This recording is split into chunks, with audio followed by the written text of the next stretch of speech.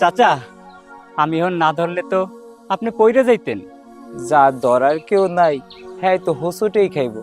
তুমি যদি আমারে না ধরতা, তাইলে আমি পইরা গিয়া ব্যথা পাইতাম।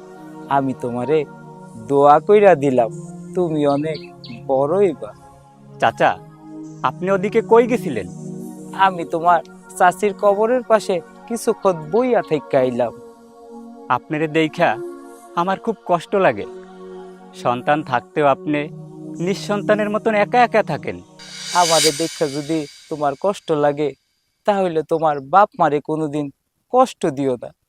তা করে একা রাখো না। নিঃসঙ্গ জীবন অনেক কষ্টের। চাচা, চলেন, আমি আপনারে বাড়ি পর্যন্ত দিয়ে আহি। চাচা, সাবধানে চলাফেরা করবেন।